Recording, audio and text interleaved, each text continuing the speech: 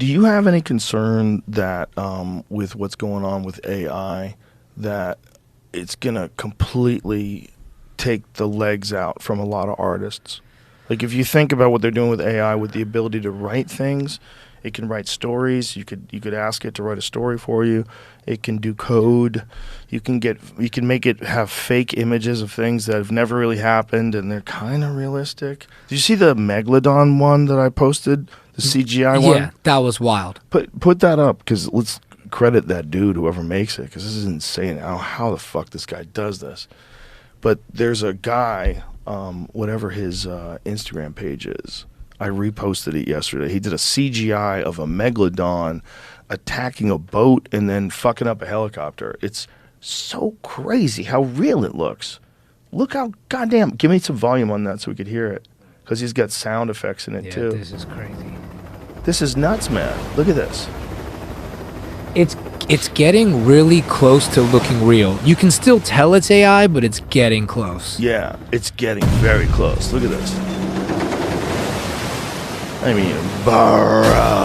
Yeah. If this is a scene in a movie, you'd be like, holy shit. It's close to movie quality. This looks like the Meg. Yeah, it's very close.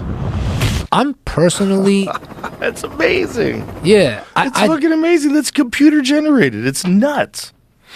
It is. The AI, I'm not threatened by it, but I feel like certain people, if you're like an assignment writer or an assignment director or a special effects guy, maybe. I feel like the really good special effects people are not worried. But like, you know. I think they should be worried. The thing that AI can't replicate is not your actual physical voice sonically, but you're like the way your brain is going to move and the choices you're going to make, your actual literary voice. I don't think the machine can replicate that. But what if it can? If it can. Here's the thing. It's like, what if this thing that we think is unique is really just like patterns, and we could accurately predict those patterns if we have a certain amount of your life history. We can keep it within a certain range. You know?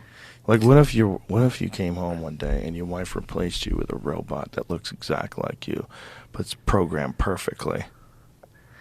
Yo, you know how weird that would be? It's wouldn't happen to definitely you, but imagine being like some douchebag banker guy, and you come home, and your wife goes, "Come on in, there's someone I want you to meet," and she shuts the door, and then you come from around the corner staring at you, and she's like, "I am tired of your bullshit, and I can just keep you around without having you around," and he'll do whatever the fuck I say.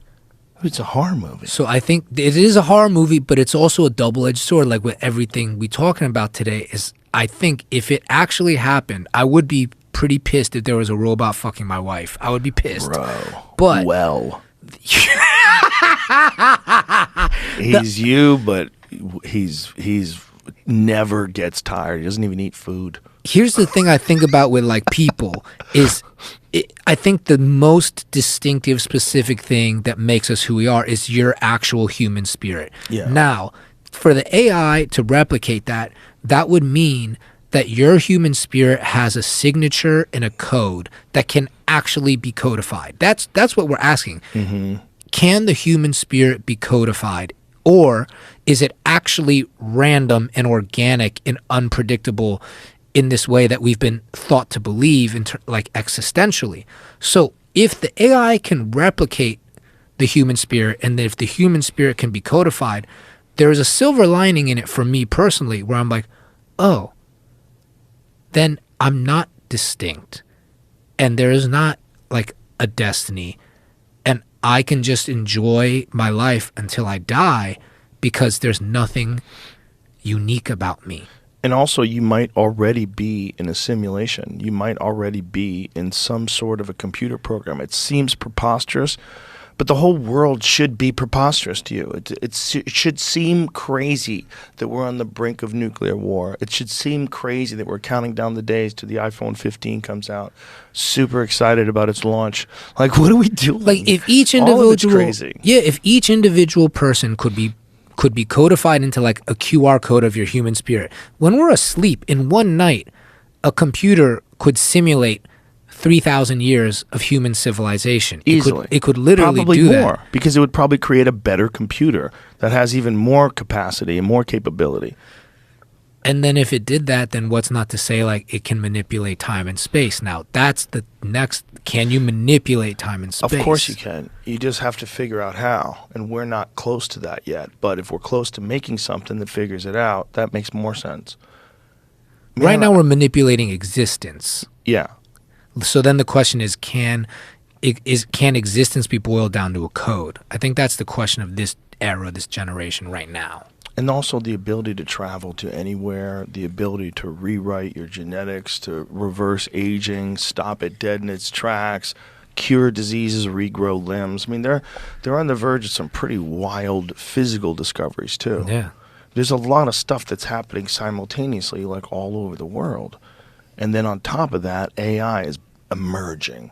And the people, I mean, I don't know enough about this to really comment without just being silly, but the people that don't know what's going to happen, who are educated in it, they're scaring the shit out of me. The people that don't know, the people like... See, why are you scared? So, and not to be like, why are you scared? I don't want to say it like that. But like, for me, because I'm a bitch, Eddie. No, man, no, it's not like that. I meant it this way, in that existentially, like, if we're meaningless, like, I think the way that people have organized society and tribalism, culture, everything, is to say there is a meaning to life. Like, it's in your best interest to assume that there is a meaning to your life. Sure. To not assume that would be like, ooh, that could be sad. But if your life actually doesn't have meaning, maybe it's even more fun. Yeah. Who knows? There's a possibility to that. And there's the inevitable. Like, whether you freak out or not, this stuff is moving in a very specific direction. It's not moving in a place where it's going to slow down and go back to the Stone Age. The only thing that's going to happen, if that happens, we're either going to blow ourselves up, or we're going to get hit by something, or there's going to be a super volcano. One of those things, or something else, some other natural disaster, something big. That's the only way we get out of this without becoming bionic. Yeah. The only way we get out of this without becoming cyborgs, or without it taking over the world, it's like that's where it's going. If I had to bet on it, like what happens at the end, I think we're going to realize at like the final hour that there is meaning to life, that like, you know, there was something to accomplish and there was something to do, but we were too late. Because I do feel in at least my body and my emotions, that life is consistently bittersweet.